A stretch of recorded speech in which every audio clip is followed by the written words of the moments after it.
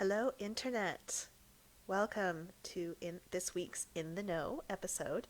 I'm Chrisella Herzog, and I'm the CEO of Humble and Hustle Studios. I hope you all out there are safe and you're healthy and you are finding ways to be productive in this really weird time that we're in. I know it's not always easy to balance like huge changes like this and also still figure out ways to be productive and to kind of figure out how to keep your business running. I know that I've spent a lot of time thinking about my business lately and how to talk to people, how to help people, and how to keep my business going in a time where suddenly things have changed so rapidly. So I'm hopeful that today we can kind of talk about some things that might make your life a little bit easier with all these changes going on, particularly in how we can work from home a little bit better and tips that I've learned over the years with working from home that, you know, things I've kind of picked up over the years to kind of make your life a little bit easier and see if it can help you adjust to this new normal that we're in. So let's see, I started working from home in late 2012, and I have been working from home on and off for, basically ever since then. There's been some times where I've had an office and a co working space, or I've had a dedicated desk at a co working space, but over time, I'd say probably most of the time that I have spent working on my business, ever since I started Humble and Hustle Studios in 2012, it's, primarily been run from my home. And I've always worked from home probably, at least 2 days a week. Ever since I started this. So hopefully these tips will kind of be helpful and we can kind of go over some things to help you figure out how to be productive and help you navigate all of this.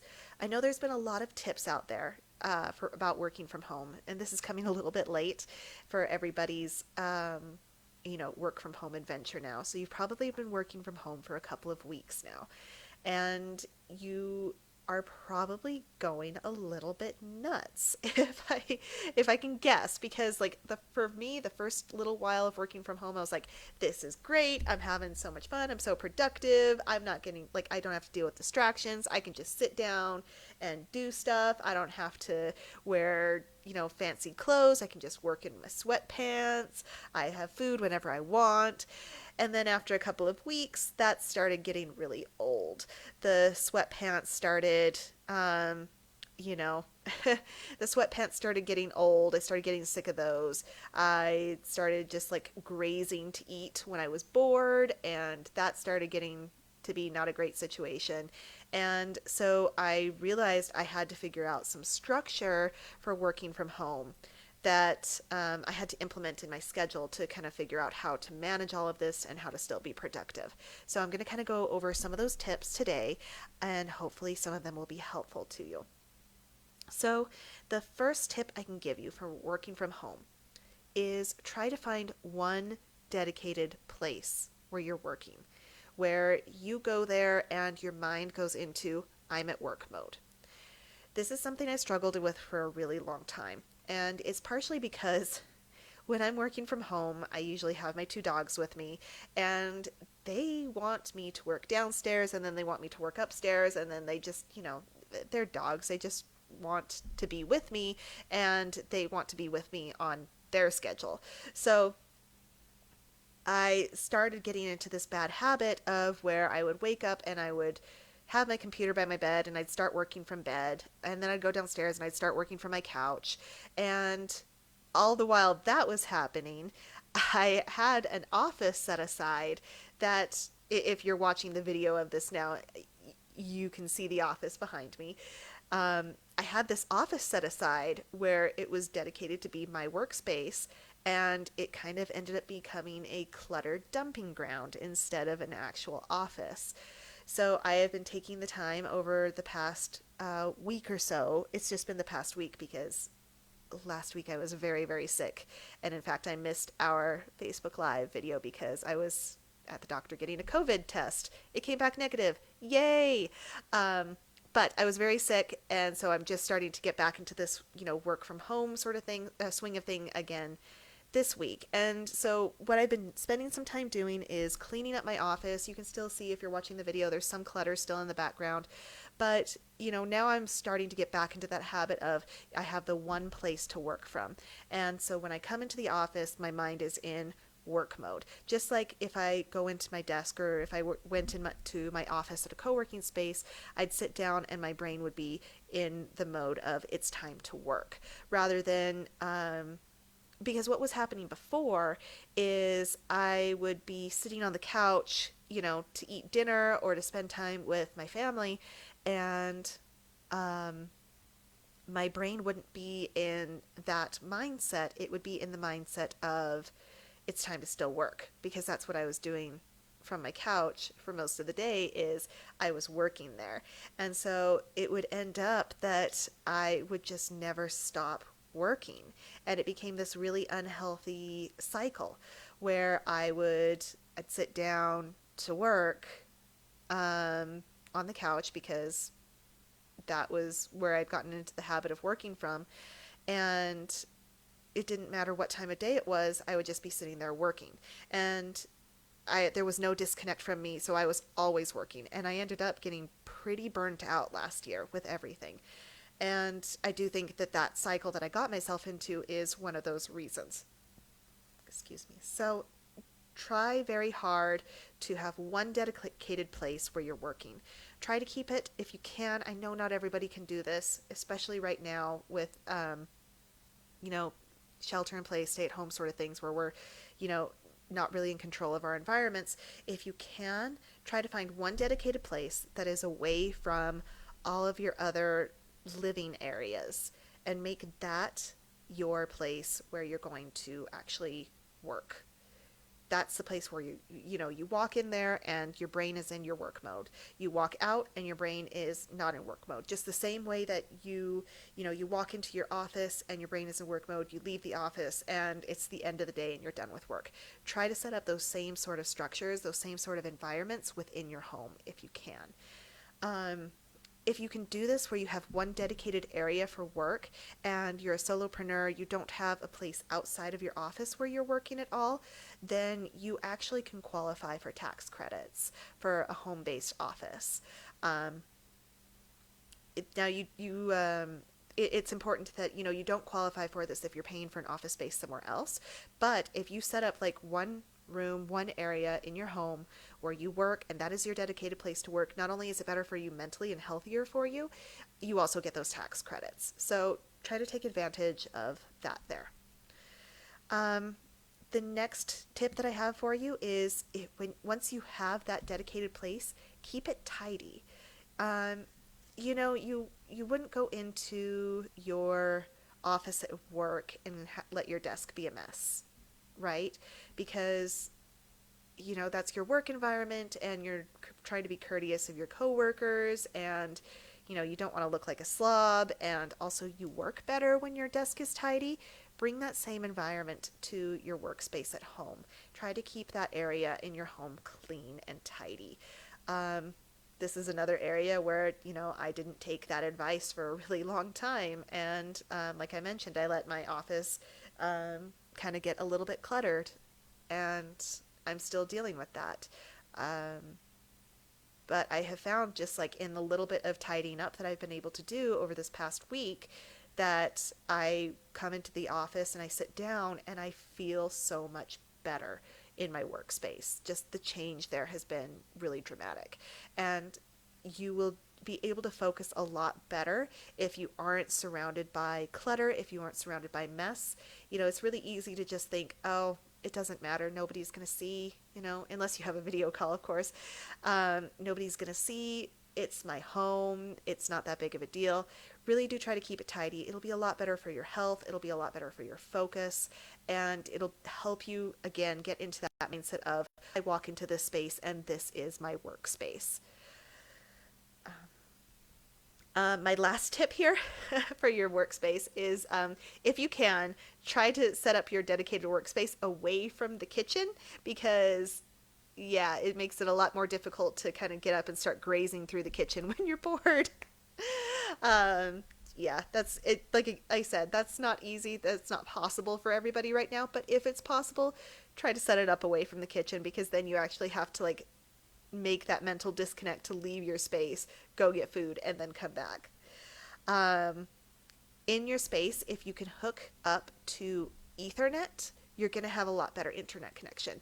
I know some people at home, well, in general, I would say, unless you pay for upgraded internet at your home, for the most part at home, your internet is not going to be as good as it is at your office. So you need to try to make your internet be as good as possible. Hook up your computer to an Ethernet cable, so that you don't have to deal with, Wi-Fi being weird or dealing with routers, things, that sort of thing. Try to hook your computer up to the Ethernet. It'll just make things a whole lot easier. All right, so now let's talk about trying to stay focused when you're working from home. Now, again, this doesn't apply to everybody. I know everybody's situations are like kind of out of their control right now, especially if you have kids in the mix. I don't have kids, so my advice won't be applicable to everybody, but hopefully you can integrate at least some of this into your work from home schedule. So I have a couple of tips for trying to figure out focus when you're working from home, because especially right now with how crazy things are in the world, it's really easy for time to just kind of blend together, and days to not really have any structure or meaning because we don't have anything outside of the home that we can do. So, the first thing I'd say is try to set yourself up with some sort of a schedule. I do this through time blocking on my calendar, my actual calendar that's connected to my phone and sends me alerts, and is, my actual calendar where I set up appointments, all that sort of stuff. I set up appointments for myself through time blocking. So, I have like a meeting in the morning, and then after that, I'm planning on, working on a client's ads, and I estimate that will take an hour. So I, block off the time for the meeting, then I block off the time for the for that project that I'm working on, that ads. Then I might have, like, for example, say I have this call after that. Great. So I block off the time for that. After that, I have about a half an hour until I have another meeting. So I block off the time in that half an hour to proofread some copy that we've been working on for a website. So things like that. Every single task, set up a time on your calendar for it, and so that you actually can keep track of what time of day it is. You actually have appointments that you are trying to get to, because that's one thing that I've noticed is really weird right now. If you're not leaving the home, you don't have structure of appointments or society around you, it can be really hard to figure out where you are with projects. You might not have accountability from your team necessarily there. So set up those appointments with yourself where you actually have it blocked out in your calendar that you're working on this project during this time, you have this meeting, you have this project during this time, and then you have some sort of a schedule there. And do that every single day. It'll be super, super helpful for you. Then if you are still struggling with that, or you're finding projects are going over or something like that, set up a time tracking software on your computer. There are a lot of different options out there for this, but one that I like is called Toggle. So with Toggle, you can use that to track, how much time you're spending on a project that is in your project portfolio. And so you can track how long you're spending on each client's project. I also use this to track, there are other ones, but they're actually, I can't remember the name of this one now, but there are plugins for your browser that you can use that will track how long you are spending on social media sites. Because I know right now it's really easy to just get on a social media site and just keep scrolling. I saw somebody call it doom scrolling. Yeah, so there are plugins that you can put onto your browser. There are apps you can put on your phone that you can use to track how much time you're spending on different things. So start tracking your time just so that you can kind of see, where your focus is. If, for example, you find that you're spending a ton of time on Twitter, like I am lately, then some of these apps will set it up so that you can actually block off those apps for a certain period of time during the day so that you're not getting distracted by it. And you can focus on the projects that you need to work on to be productive. The final tip that I have under this focus this focus topic here is the Pomodoro Method, and there's also an app for this. And this might be helpful if you have kids, especially. So with the Pomodoro Method, what you do is you set a timer. It can be for 30 minutes, it can be for an hour. Within that time, you are really focused. That's the only thing that you're focused on, and you're just going to work on that. Then you take a 10 to 15-minute break, and you go back to being really focused on that one topic for however long, the 30 minutes to an hour that you set. Then you take another break, and then you go back to being really focused. And then you take like an hour break where you can stand up, walk around, do anything. So if you have kids that are a little bit older and are willing to kind of play this game with you, maybe turn this into a bit of a game where you set the timer for everybody and you say, okay, with until this timer goes off, we're all going to focus on one thing, and this is going to be our, our time where we're going to see how long we can focus on it and see if we can, make it to the timer, that sort of thing. And then we'll get a break, and then we'll go back and try it again. So it might be something to help if you have kids who are a little bit older and are kind of pestering you, maybe turn that sort of scheduling into a game, and then that gives you some time to actually sit down and focus on stuff while they're distracted playing this, game with you. Again, disclosure, I don't have kids, but that's just a suggestion if you have older kids of something that might work. I don't know, maybe your kids aren't as nerdy as I was as a kid. All right, so now that we're working from home, we're working digitally, all of us are dealing with all of these apps going nuts. I have Slack, I have Facebook Messenger, I have Hangouts, I have email, I have Zoom calls all day long. Like, I'm kind of going nuts with my attention being pulled every which direction. And so this is another thing that can really pull our focus away. So I think that the time blocking method that I suggested earlier can really help with this. So if you're having this problem where you're being pulled away by messages, you're being pulled away by chat or that sort of thing, try to block out time on your calendar where, okay, you finish this project, you have a half hour before the meeting. In that half hour, that's your half hour to check email, respond to emails, to check messages on Slack, that sort of thing. And then you go into that meeting. If you can block out time where you are checking messages, checking your email, that sort of thing, it will help turn that into a project rather than this overwhelming thing where you're getting messages that you have to like respond to all the time. Because I know whenever I had to turn off messages that pop up on my computer because I would get a pop-up message every time I got a Slack message, and that just gets overwhelming. So when you get it, instead of that being like overwhelming where your attention is pulled in another direction every couple of seconds, schedule a time where you're actually going to sit down and respond to those sorts of things, and then kind of do like that batch response. Now, again, this might not work for everybody. If you're working with a client or with a boss who really wants you to respond within like a couple of minutes, otherwise you're in trouble, sort of thing, like that's very different. And maybe talk to those people and say, look, I'm responding to messages, like I'm trying to sit down and be focused. I'm responding to messages during this time. If you need me, here's an emergency way to get in touch with me, but please don't abuse this, because I am trying to like actually sit down and like be work towards our project goals with this. So try that. Turn off notifications if you can, unless it's that, that one emergency sort of thing that I mentioned there. Turn off notifications, because otherwise you're just going to have notifications popping up every few seconds, and it's going to pull your attention away and make it harder to work. And then block out the time that you're going to be working on it. Finally, so when you're setting up your schedule for the day, if you're using the Pomodoro method, if you're using the time blocking method, whatever you choose to use for it, really try to schedule in a time where you can go get some fresh air. Whether that's just opening a window, going out on a balcony, you might be in an area where you're allowed to still go out and go to the park or walk around your neighborhood. If you're able to do that, try to get some fresh air. Try to walk around your garden, your backyard if you can.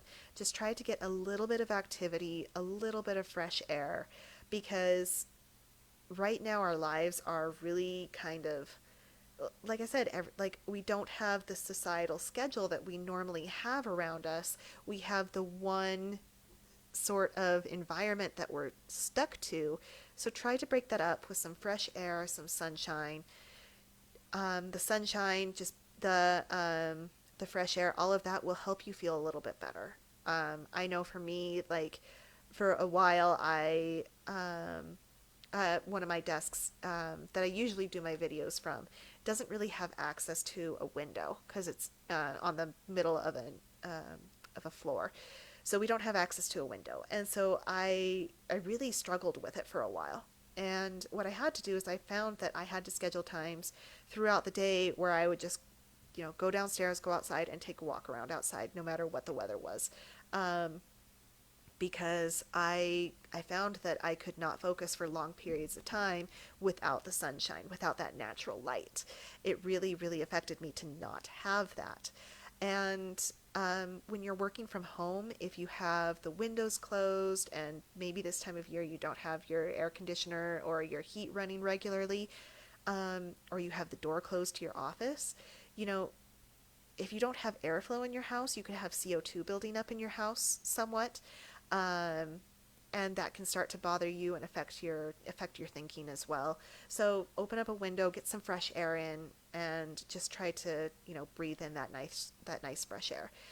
My final tip to you with all of this working from home stuff is, right now, just be kind to yourself. Like, if you're not as productive as you were in mid-February, that's okay. Like, we're all dealing with this massive societal trauma right now. We're all grieving the loss of our regular way of life. And it's a really hard adjustment for everybody right now. Like, if you're feeling those sorts of feelings, like, you are not alone. Everybody's dealing with it. Even if they're not talking about it, everybody's dealing with it together. So just be kind to yourself. If you're not able to be as productive, if you're not able to, if you're not able to make that dedicated space for your desk, for your working environment because of your living situation, if you're not able to get your kids to like leave you alone during a Zoom call, it's okay. Like, one, I think people understand. Two, if people don't understand, they're jerks, because that's like, how could you not understand right now? All of us are dealing with this. And three, you just gotta give yourself a little bit of forgiveness right now, because we're all dealing with a really hard situation that nobody has any sort of guidebook for, and nobody really knows how to deal with. We're all figuring this out together as we go. So just, forgive yourself, be kind to yourself, and if you are able to implement just one tip that makes your life at home a little bit better, then that's fantastic. That's what you need to do, to just do what you need to do to get through all of this and stay healthy and stay safe. All right. Thank you all for tuning in to this week's In the Know.